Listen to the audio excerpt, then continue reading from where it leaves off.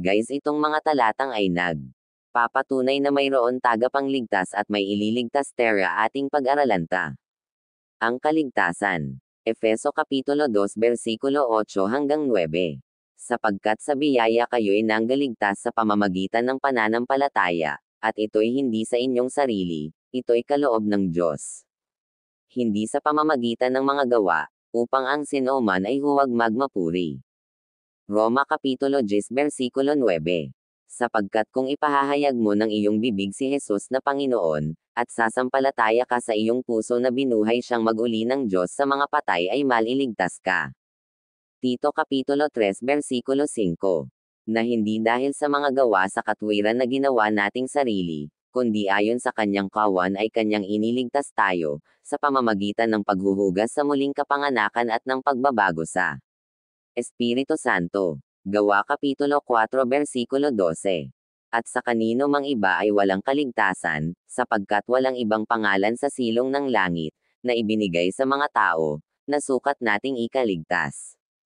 Juan Kapitulo 14 versikulo 6. Sinabi sa kanya ni Jesus, Ako ang daan, at ang katotohanan, at ang buhay, sinoman ay di makaparuroon sa Ama, kundi sa pamamagitan ko. Efeso Kapitulo 2 versikulo 8. Sapagkat sa biyaya kayo'y nanggaligtas sa pamamagitan ng pananampalataya, at ito'y hindi sa inyong sarili, ito'y kaloob ng Diyos. Mateo Kapitulo 7 versikulo 21.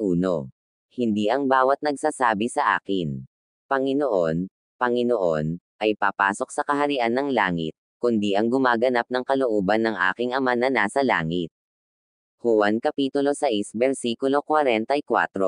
Walang taong makalalapit sa akin, maliban ng ang Amang nagsugo sa akin ang sa kanya'y magdala sa akin, at siya'y aking ibabangon sa huling araw.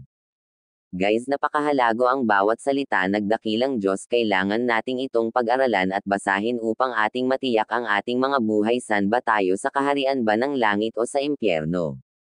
Kaya wag nating pabayaan na manatili tayo sa walang alam sa Bible. Kaya dapat ikaw mismo magtuklas at aralin ang mga salita nagdakilang Diyos upang masigurado natin ang ating kaligtasan.